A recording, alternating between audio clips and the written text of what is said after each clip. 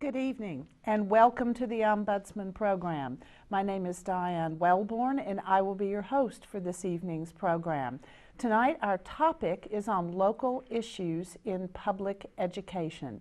And I do want to remind the viewers that this is a call-in show, so we welcome your questions and the number will appear on your screen.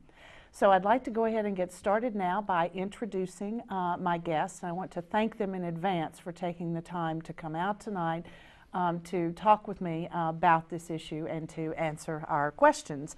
I'll start over here with Ms. Nancy Nerny. Thank you, Nancy, for coming. Nancy is a member of the Dayton Dayton Public School Board of Education for Dayton Public Schools. Let me get that straight. It has that certain order to it. So then we have with me Adrienne Heard. Welcome, Adrienne. Thank you for coming on the program. And you are the president of the Trotwood-Madison City School Board.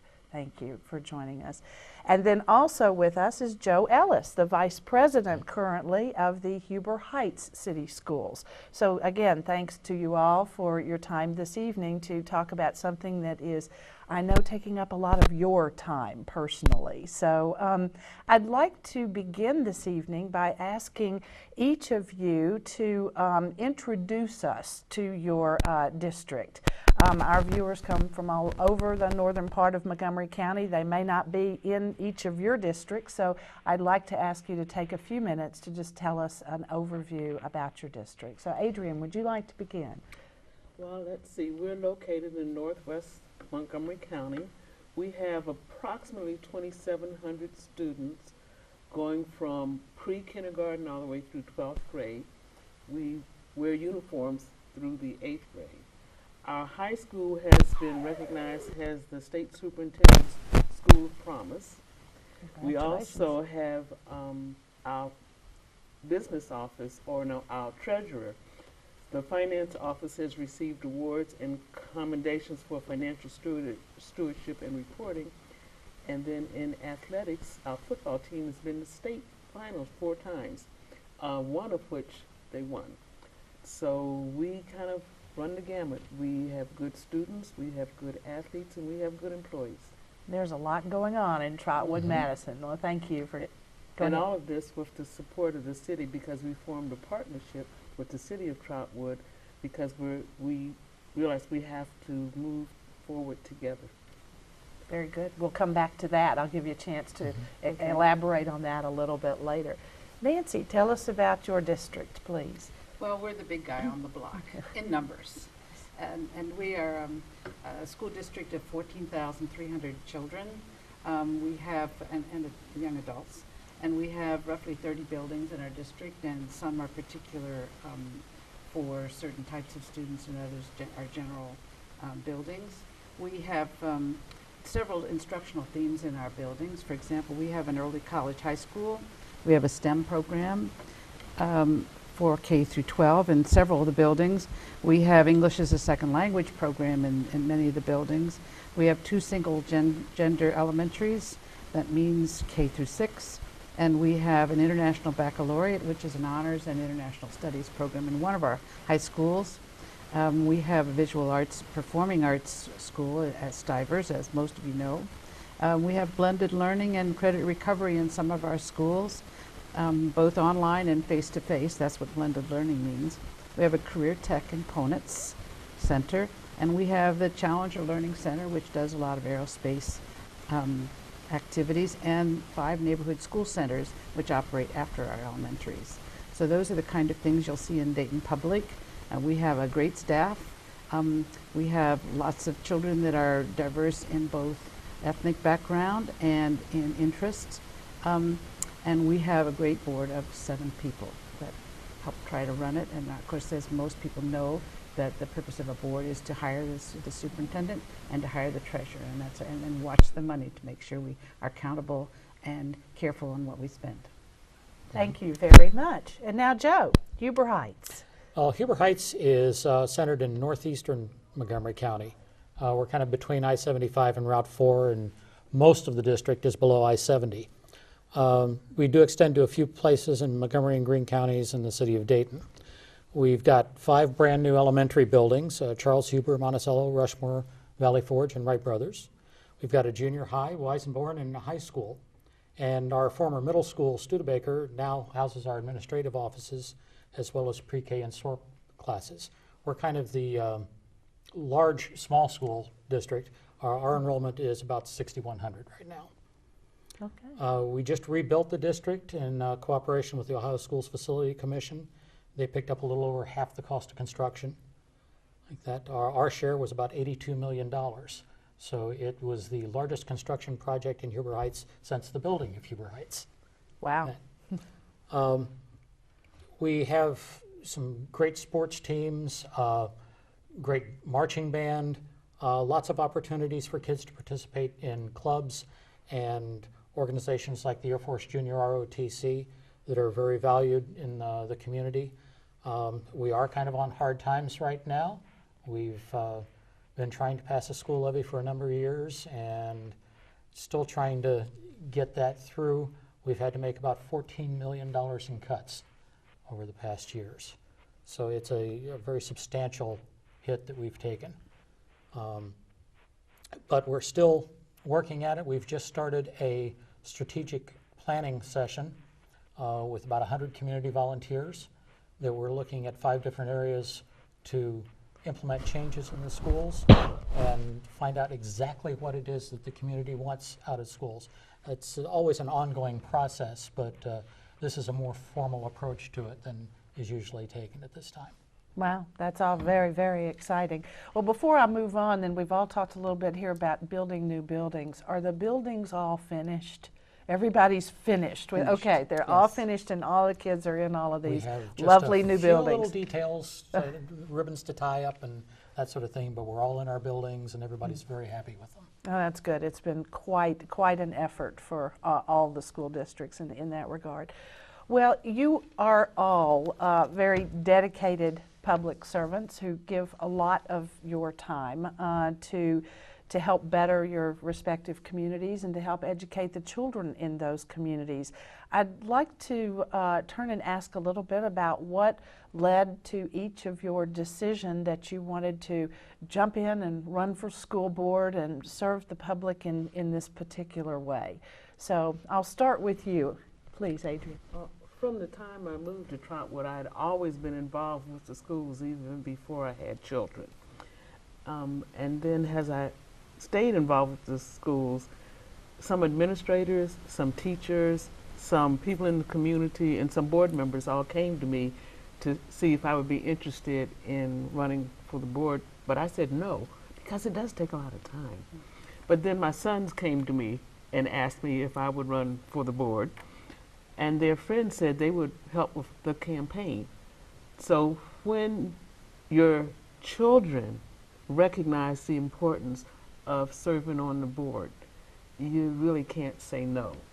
And so that's what brought me to the board. And then all of the adults who had tried to get me to run before, I used them as mentors and resources. As now that I'm here, you all have to help me do what needs to be done. That's a very And it's nice worked. story. Your children got you. Yes. They're the ones that got you into this, after all. Before you came to the board, was there a particular focus that you had hoped to bring to the board, or a particular initiative that interested you? My background is in management and accounting, and we needed to be fiscally aware, fiscally sound, and work as a team. And that's what I thought I could bring to the board. As well as I substituted in the school sometimes, so I saw it from all sides. I saw what administrators were dealing with. I saw what teachers were dealing with. Got a lot of respect for everybody and what they had to do. So I said I couldn't teach. So what skill can I offer to the district? And that was it. Well, Joe, let me hear your story. What motivated you to jump into the election for school board? Well, I started out as a music teacher. Like that, I substituted for a couple of years and then got a full-time position in Huber Heights, working for my old high school band director, like Dick Wiggenhorn. And I was able to get involved there, stayed involved with the school system for about 7 years until I got married and became Mr. Mom. Like that. So we moved out of the, I moved out of the district when I got married, and that's lasted for a while until, well, I'd stayed down in Cincinnati, then to Orlando. When we moved back from Florida, came back to Huber Heights, and with my son in the schools, I was, of course, interested in what was going on. And then one day in the local paper, the Courier, I noticed that there was a article about the school board and how there were 2 positions going to be up for election that fall, and only one person had taken out a petition. And I looked at that and saw that can't be right. So I looked into it some more, and it was right. There was a seat that was going to go begging on the board. Well, I talked it over with my wife and thought, well, I'll try it, see what happens. I talked about the possibility of doing it before, but this time went ahead, took out the petitions, got them signed, got on the ballot, and turned out that there were only the 2 of us running. So my first election, I was unimposed. I did have the advantage then of immediately being able to work with the board. As soon as we knew that I was going to be it, I was able to attend all their meetings, go to some of the training sessions. I attended the state conference in Columbus that fall, things all before I was sworn in. So I had a good idea of what was going on. But I think being able to come back to a district that I had grown up in and then taught in, it gave me a good feel for the background and the history of what was going on in Huber Heights. And my expertise being more towards the teaching end of things, and as a hobbyist, I've always been interested in technology and things along that line. It complemented well the other skill sets that were on the board at the time. There were a couple of board members in particular that were mentors to me when I joined the board. Carl Fisher, for one, who just retired from 20 years on the board in Huber Heights, and Jim Hart, who unfortunately passed away during my first term. But they both were very welcoming and always ready to answer questions and help things along. Bill Kirby was the superintendent at the time, and he also was very open, and now Sue Gunnell as well as our current superintendent are a great deal of help to all the board members. That's wonderful. Well, thank you. Thank you very much. Both of you have in common that there were people there that mentored you, that you were able to turn to, and we'll come back to that after we get to hear from you about how did you become involved in becoming a board member? Well, I was involved with Dayton Public Schools a long time ago, and after working for Dayton Public Schools for 13 years, I still couldn't stop working with children, so then I volunteered for 15 more after that. While I was teaching, I had a chance to go overseas and live in both Australia and in England, so I understood a little more about how schools work and how other countries treat their citizens in the schools. So I brought a lot of that background with me. My background is both a curriculum, because I have a degree in curriculum and supervision, and also a high interest in environmental education. So after I was retired, I worked a lot in the classrooms, and I kept noticing that there would be cutbacks and more cutbacks on the board for financial cutbacks, and I thought, this is really not good. And there were a lot of arguments, and I thought, I really don't see a teacher up there, and we need to represent the teachers on a board. And so after a while, I said, well, it's just time for me to run. And a friend of mine who kept hearing me complain said, I'm tired of this complaining. You need to run. And so I did, and I managed, the community decided that they would have me, which I was grateful for.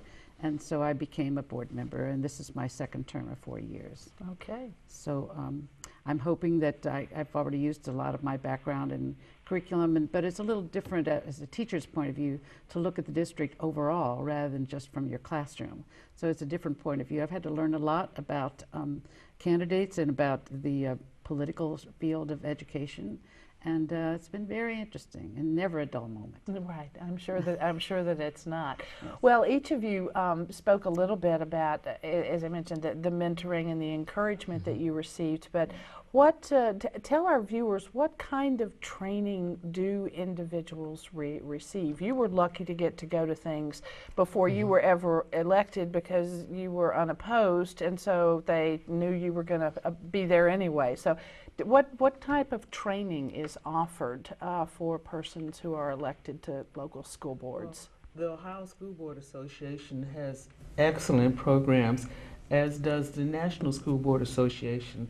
And the National School Board Association meets usually in March or April, so it's soon after you've come on board. And they have different tracks, and the beginner's track is very good. And then they have a track for leaders if you're going to be the president. And so they have lots of tracks aimed at exactly what you need to know.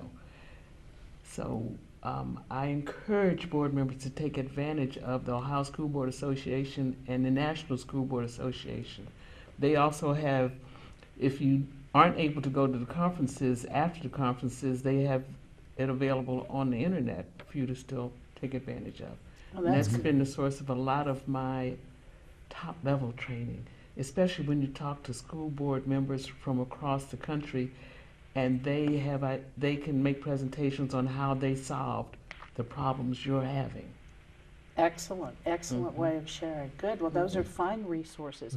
Are there others that you all would like to highlight? Well, specifically, the Ohio State School Boards Association has a great program, and that conference is a week after the election. So as soon as somebody knows that they've been elected, they can attend that training. So that's an even more immediate resource. And they do hold conferences and seminars throughout the year as well. Particularly of use are those aimed at new board members that tell you what you can and can't legally do and the pitfalls to avoid when you're on a school board.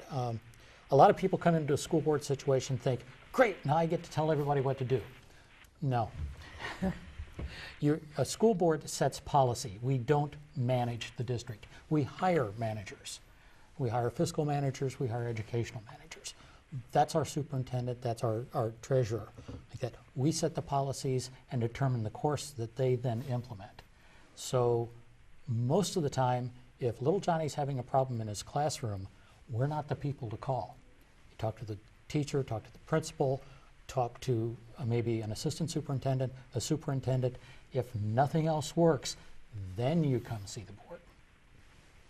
There is a hierarchy. Yes, there is There's definitely a hierarchy and hierarchy. a chain of command to be going through. Yes. That's right. Have you found some other resources in addition Well, to those your colleagues have mentioned? And we've been lucky to get a lot of counseling through the Council of Great City Schools because we're a larger school district. There is an organization, that organization actually helps give us conferences just like the Ohio one you mentioned. We benefit from both groups because the problems and issues in school systems are so diverse, whether you're talking about nutrition or you're talking about bonds or you're talking about transportation, as well as curriculum and supervising of students and teachers.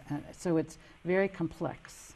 And it probably takes, I don't know about the rest of you, it probably took me at least a year to understand, and I've been in the school system, but a year to figure out what these things were all about. And we're still learning because there's new things all the time, plus new issues from the legislature that we have to then accommodate within each of those systems. Right. Talk to us a little bit about the various subcommittees that your boards, if they have formed subcommittees, about what subcommittees do you all serve on, or which ones do you think, how are you organized to get that work done?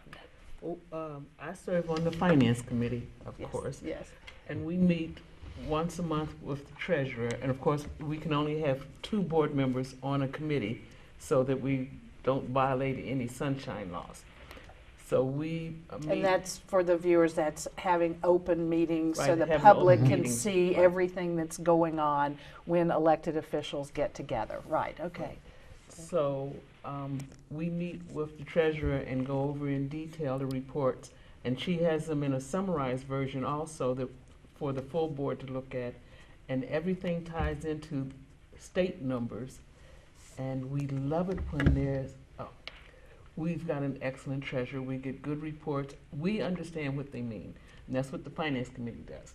We also have a policy committee, and they meet with the staff to make sure that all of the policies that come down from the state that are implemented into our policies, which are available at the website. So anybody who wants to know how things are supposed to be done, it's public information.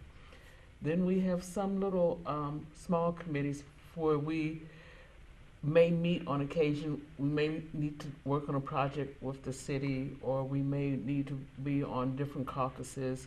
We have a representative to the Miami Valley Career Technology Center. So those are usually have one person that does that. Okay, very good. And are your boards organized somewhat differently, or?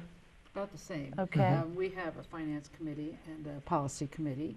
We have some community committees where we're mixing with the community. For example, we have a technology committee where people within the community who have expertise in technology join us and our downtown staff to make decisions and information about technology. We also have a community committee which talks about involving and getting the parents more engaged in the district, as well as community partnerships. So we have those. We have an accountability committee, which is basically like a business advisory committee, where we have the businessmen from the community and the Chamber of Commerce meet with us and get regular reports, help us with expertise that we may need involving finances and bonds and things like that. So we get lots of different opportunities to meet with the community when we can, you know. Yes. And Joe? Yeah, much the same with us. One thing I did want to point out, you mentioned you can only have 2 members of the board. Because our board is 5 people. Right, that's what I wanted to bring up, is that our boards are 5 people each. Her board is 7. So in different school districts, larger districts will have a larger board, and they could have 3 people in a meeting. Okay. We can't do that because that would constitute a quorum, and then we could have, you could take action and things. So any meeting like that has to be open to the public, announced ahead of time, and this sort of thing. So that's one of the little things that you have to watch out for when you join the board, is even if 3 board members happen to meet at a picnic or something, you have to studiously avoid talking school business in a group of 3. And it really becomes a challenge if we go to a game, a football game, or a basketball game. It's best not to sit together. Yeah, or we have to remember we can only talk about the game. Yes, yes. And that's the Sunshine Law. Yes. Yes. And it's a very important, it's very important. It's one of those things that you mentioned as a new school board member. That's probably one of the first things that people are taught about if they didn't already know it before they came. And you get into the same kind of situation with emails like that. If you send an email to all the other board members, you have to be careful that it's informational only, that you're not polling for an opinion or looking for suggestions on some kind of action. You can tell them what occurred or what this particular item is or what the process is, but you can't do anything that would lead to any action. Like that, because again, the emails are public record. Right. The only polling we do is, are you available on such and such a date Yes. for a meeting? I see. So, and that's something that new board members sometimes have difficulty with. We also have to caution them that we are a board and we speak as one. So even if you're a parent and you have a child in the school, you have to remember that you're always a board member now. Well, but I'm a parent. Yes, you're a parent, but you're always a board member. And whenever, so you know that when you say something, people say, well, the board said. So that's something we have to remember. And in line with that, to emphasize here, we are not speaking for the boards at the show today. Right. Okay. Not We are here. individuals who are on the board and can tell you about the situations that we face, but nothing that we say represents an official board position on anything. And again, that's just the way it is with this.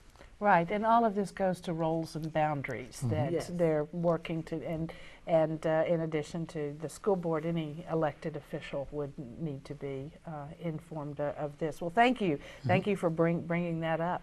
Now I want to talk about the big money question, the financing for school districts, and that's a lot for us to bite off. But which would one of you like to just toss out for the viewers a quick summary of how how do we pay for schools in Ohio? Not well. Not well. Yeah, that is. I'm seeing agreement in all of that. Yes. What is the process for somebody who maybe, hasn't become a owner, who's a young person, maybe hasn't read about school financing issues? Just give us the very basics. Well, the state sends us so much per child, and they agree that the formula they use is wrong. They agreed 20 years ago that it was wrong. Of course. But they're great mathematicians, and so they haven't figured out the formula they should use. I see. And then in addition to what we get from the state, local districts have property tax that they're allowed to use to help subsidize the schools. Which the state also agreed was wrong, but they Yes. haven't given us anything else to do yet. And it really is difficult because, for an example, if you're in a district where the average home has a lower value, you have to charge a higher percentage to get the same amount of money from a district that has high value homes. Right. But all people know is the percentage is so high. So we're funded through the state, and then we spend a lot of time going after grants for specific uses. Well, sometimes it becomes a challenge because we have our financial reports, and somebody will say, but you've got all that money from the federal government. Well, yes, but it has specific purposes for which it can be used, so we can't do something else with it. But any money that we are able to get for a specific purpose, if it's something that we wanted to do anyway, that means that releases those funds. In Trotwood, we haven't passed a levy in quite a while, and we finally stopped trying because we had 6 levies. Our last 6 levies failed. We really had to revamp the way we were operating. We closed a couple of buildings temporarily till we could get things structured well, made a concerted effort to go after additional funds wherever we could because we realized certain things that aren't funded by the state are still important. In our district, we recognized a long time ago that our kids weren't ready when they came to kindergarten, so we wanted to do pre-kindergarten, preschool, even when funds weren't available. So we said, but we recognize we have to do it. Eventually, the rest of the world is recognizing that it needs to be done. But we're funded in a way that doesn't make sense, but we're funded. Okay, that's a very wonderful summary. Let's start back though with the amount received per child. Is that the same across all districts? No, it's not, and there doesn't seem to be any real logic to the way that it's done. Our big issue many times is that we get an amount from the state, or we're told we're going to get an amount from the state, and it changes. In recent years, our treasurer, who does wonderful work, has prepared 3 different 5-year forecasts each time she's done it, because this is best case scenario, this is worst case scenario, this is the most likely scenario. And our problems between the loss of funding from the state, we've had enormous cuts there. Property values are down. A home that was worth about $119,000 in Huber Heights now is worth about $89,000. So we've had a substantial hit there. There are people. I'm sorry, but for example, in that change in the home value, about how much of a loss does that come for your district?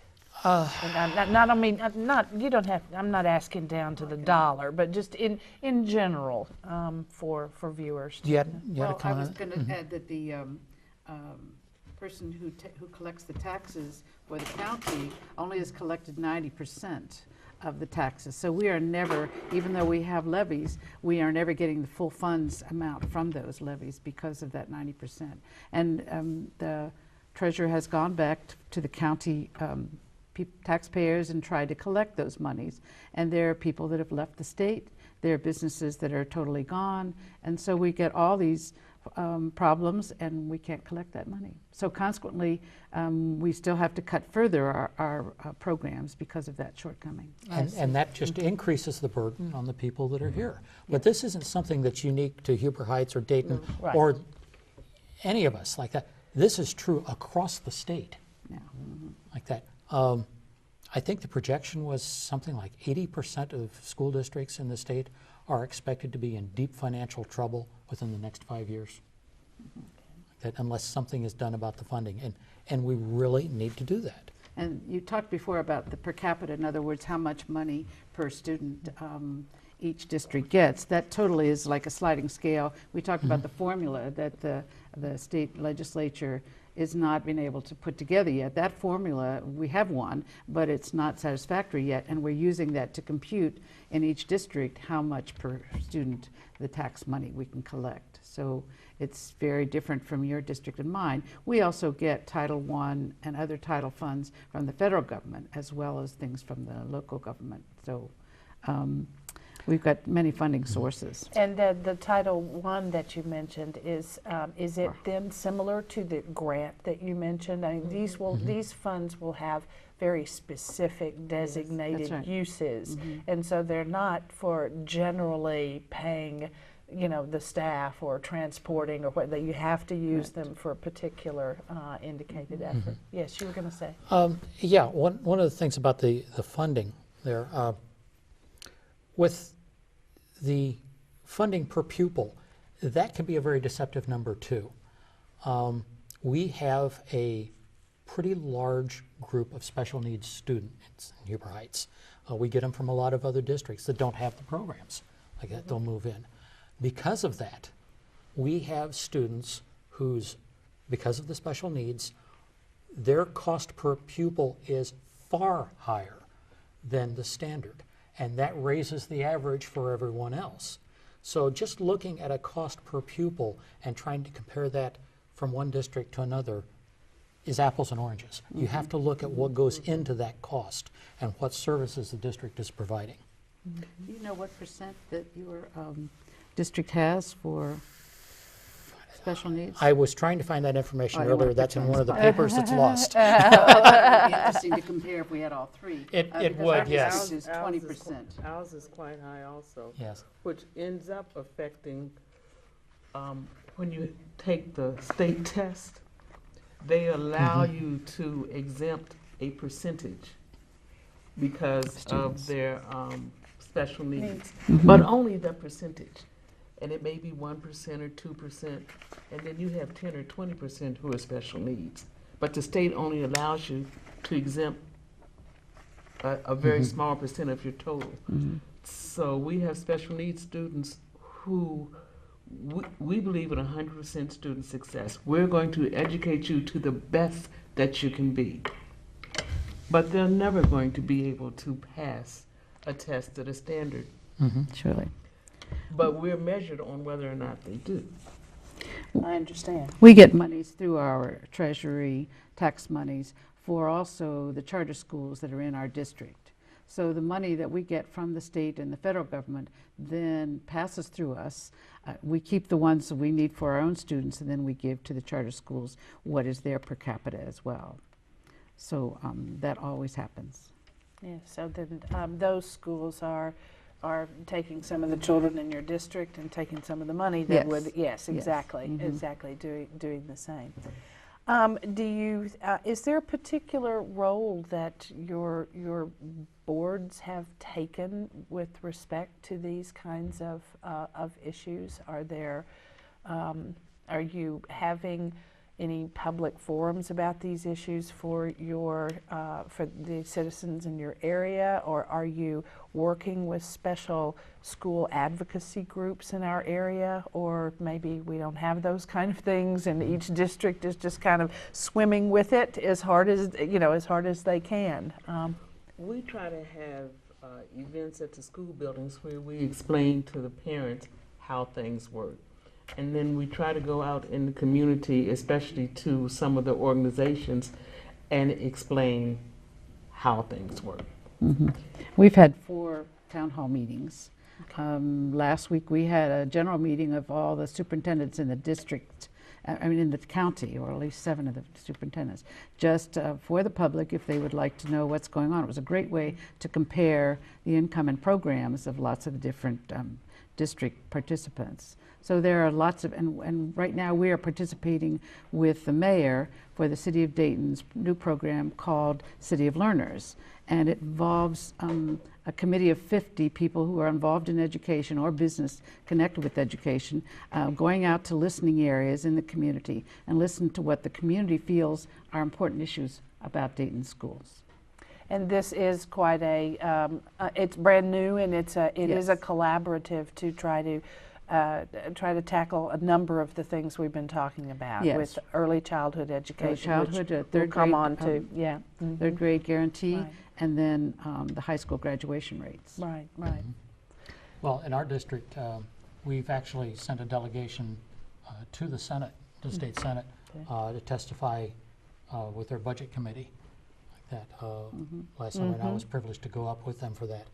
Our superintendent, our board member, and our treasurer all gave testimony at this building, and in particular our treasurer, Ann Bernardo, is treasurer of the year past year for this her professional organization. Congratulations and she will be to her. taking a even larger role at the state level with lobbying for school districts in both budget hearings and trying to determine how these budgets should be distributed. Very good. Well, I think we'll move past school funding a little bit, although it may come back into our conversation because it is such an important thing. But I'd like to give each of you a chance to talk a bit or comment on some of the current initiatives and the way things are being measured to the extent that you, as board members, are involved in this. I recognize that you all hire the superintendents and monitor activity, but don't actually implement, as you have already said. But the Race to the Top, would somebody like to give just a brief statement about what is the Race to the Top initiative and how is your district involved in it? Do your districts have Race to the Top? Yes. Ours does Yes, as we do. well. All 3 are Okay. racing to the top. Are All right, racing yeah, to you're the all top. racing. Yeah. Race to the Top are funds from the federal government specifically designed to increase academic achievement. And in our district, we're doing a lot of professional development of our teachers and trying to prepare them for many things, for improved classroom techniques, for the change of the Common Core as it should be implemented in the classroom, and also for the new teacher evaluations and principal evaluations. So it's a concerted effort based on funds over, I think, a 4-year period. Is yours a 4-year period? That we can try to change education and what it looks like. Okay.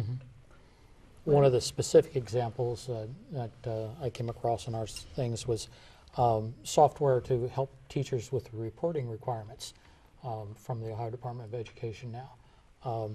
It is not just filling out a one-page grade book anymore.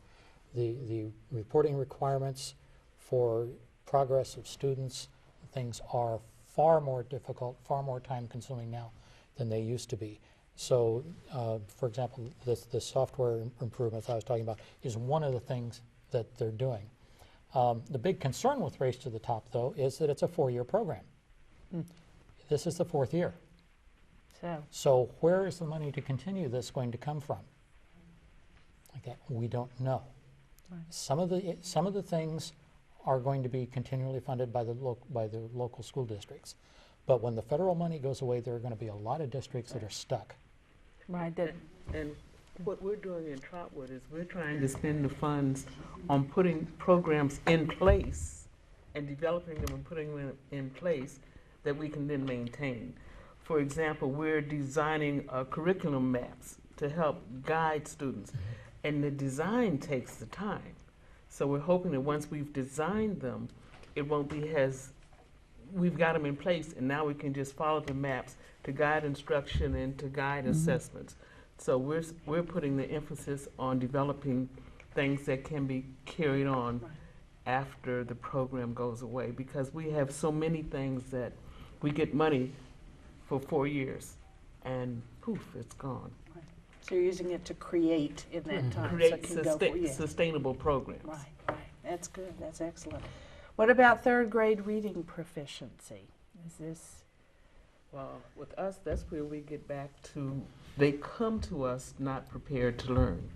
So we're putting an emphasis on preparing them for kindergarten and identifying those students early who we think it may be a challenge, and doing all we can on an intervention basis to get them there.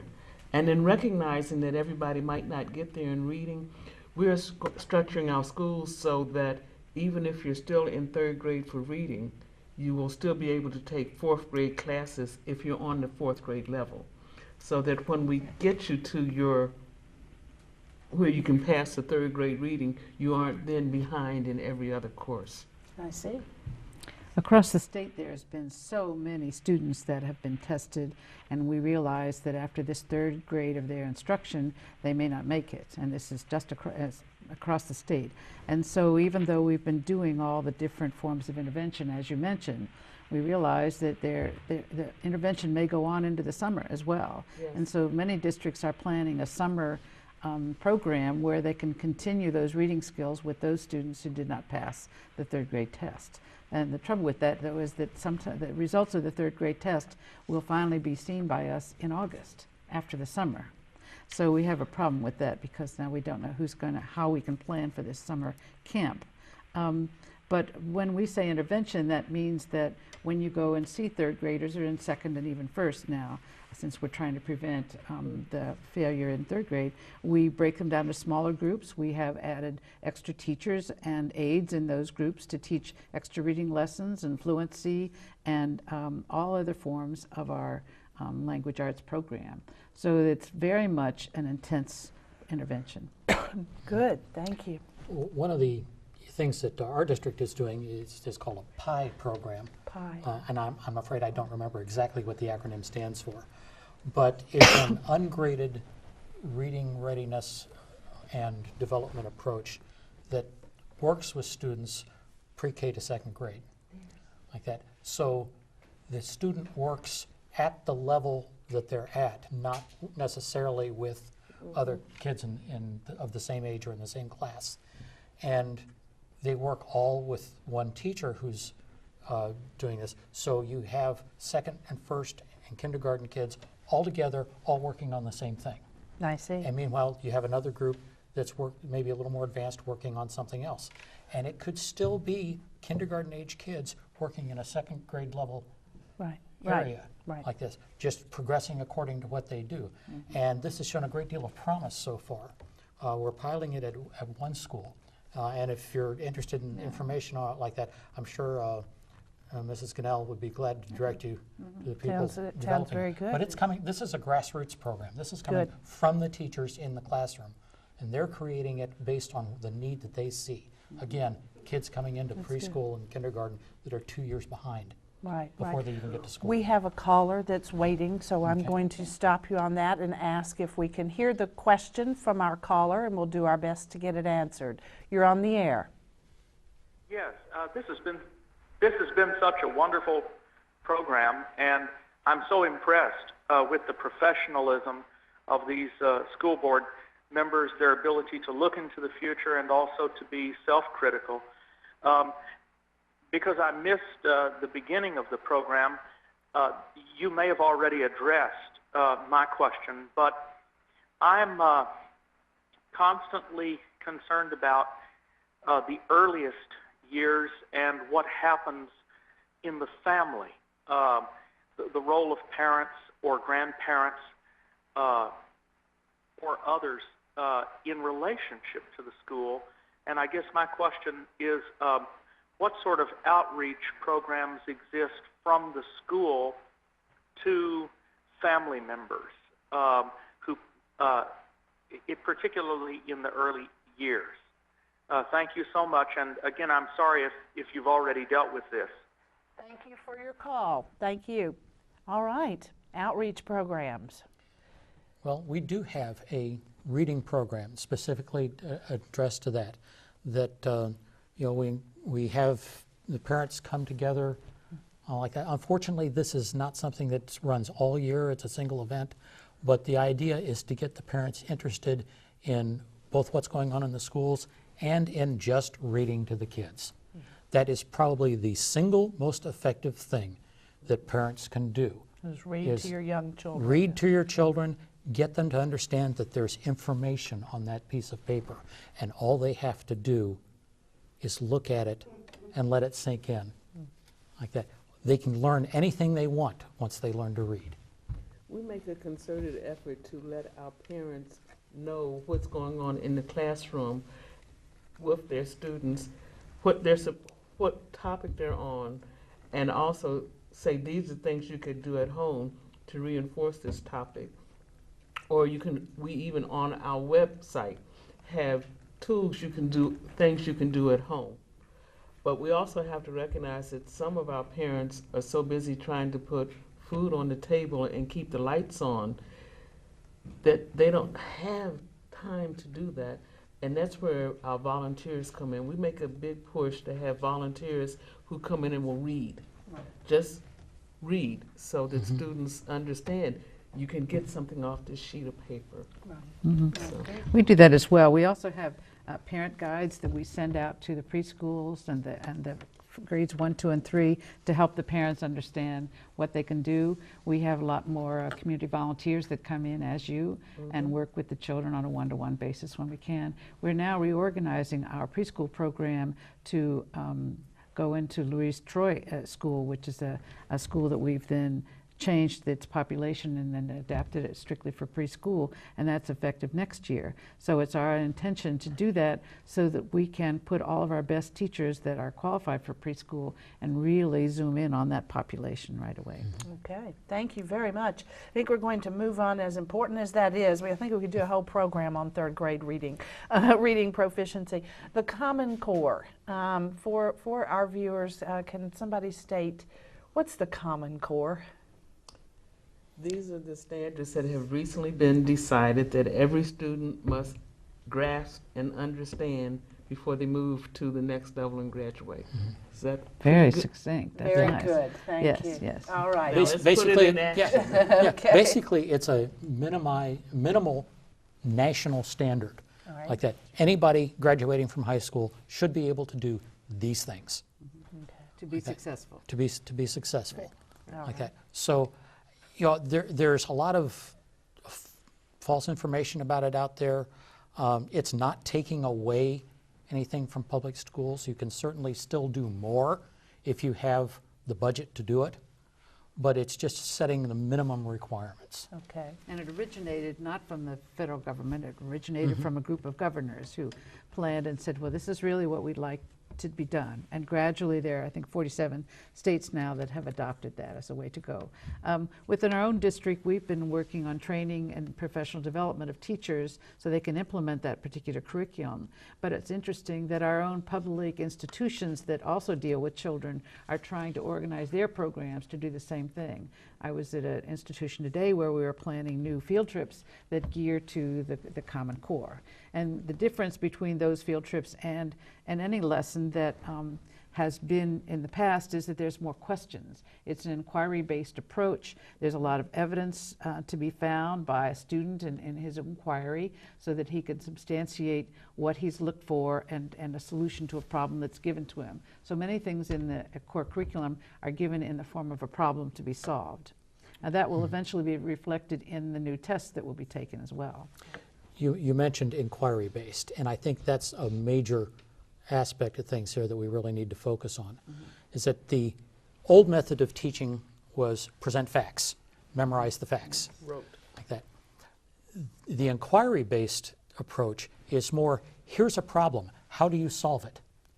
And the idea is to stimulate the students to do the research, to figure out how this has to be done. You provide them with references, you provide them with models, you provide them with the information that they need, but it's a cross-curriculum approach like that, where a problem in science may need to reference art and music as well. Exactly.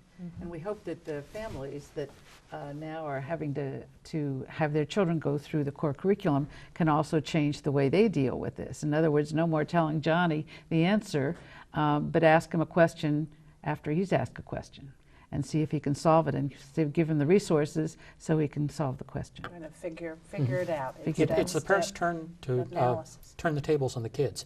You get to ask why. There, okay. I don't want to run out of our time before I get to ask you just briefly about the whole nutrition issue, because you know, a large number, a percentage of our 1/5 of our population is receiving the food stamp program. So I'm sure that all those families, students are in your schools. And just as we've talked a little bit about kids coming into kindergarten not always ready and being even a couple of years behind, what does your district, what are they doing with respect to the nutritional needs of the children? We realize that hungry children don't learn. And it's not that they can't, but they're hungry. So we have joined something that's called the Community Eligibility Option.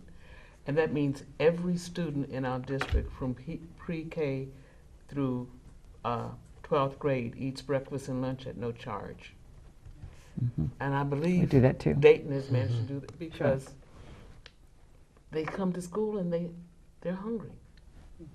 But there's some exciting things that are happening in school lunches, and that is that we're seeing more vegetables and fruits than ever before. The 7th and 8th and 9th graders sort of hum at that because they want bulk and they want lots of food, but they're adapting now.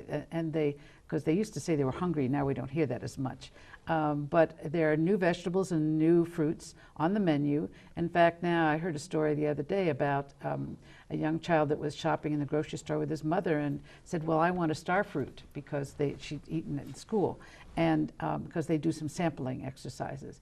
And the mother was like, what's that? So education goes both ways. It does. It always does. Yes. And is your district in that as well? Yes, we are. Our free and reduced lunch has gone from 36% in 2008 to 50% in 2013. So it's a major issue for us too. And yes, you know, if anybody who's an educator remembers Maslow's hierarchy of needs, food. Right. Food is Basic. an absolute basic need. You can't do that, you can't do anything else. It's even before shelter. Right. Food first. Right. Thank you. I also want to give you all a chance to touch on community partnerships, because I know that's really important that the schools are making, and you in your introductory piece mentioned that a little bit, but I'd like to give you all a chance to talk about what partnerships you've formed that are benefiting your schools and for which you all are grateful. Well, in addition to partnering with the city of Trotwood, we've partnered with Good Samaritan Hospital. They help with our athletics, and we've partnered with, I think it's Eastway Development. Mental health. Eastway Mental Health. They provide services in our district. And these are services that we used to have to come up with money to pay for. Okay. So we found creative partnerships, and it's working well. We also are partnering with, I believe, it's Wright State for students to come in and do their practicums. So, and it's good because teachers really need to see the reality of what a classroom is. And they're may not be they're not responsible for teaching so much as supporting the teachers, but of course the teachers let them try their skills, and they get to learn the importance of classroom management. So we are taking advantage of any partnerships that we can that will benefit our students in our district. Of course, thank you. And in Huber Heights? Well, in addition to the partnerships with, for example, Good Samaritan, who was able to provide us funds to completely rebuild our football stadium, like that, which was in desperate need. We also have groups like the Huber Heights Athletic Foundation that raises funds for the schools, not just for athletes. They also serve academics and work with the elementary schools as well, providing grants to teachers and things for supplies. The YMCA helps run our Latchkey program. So we're able to work with that too, a before and after school program for the elementary school kids. They provide the personnel, we provide the location, like that. So things of that nature are vital to getting the community involved and giving them ownership of the schools. Thank you. We are loaded with business partnerships and community help, which we're very grateful for. There's never enough as far as we're concerned. Last year we made a big attempt to get more faith-based partnerships, and basically about every one of our schools has at least one faith-based, one church that has adopted them. Now some churches can provide things like backpacks for food or to carry over during the weekend for some children that need it. But we also have partnerships from Wright State and others. We have 5 neighborhood after-school programs that have been sponsored by 5 community partners, one of which is the University of Dayton, another one is the Salvation Army, and another one is, I think, the YMCA, and there are 2 others. So those places are scattered around the city so that we have a chance for students to come after school. Well, thank you. I'm very glad to hear about all of those, and I'm sorry to report to you all and to our viewers that we are out of time. So I want to thank you for your time this evening and for this interesting conversation. I want to thank the viewers for watching the program. Good night.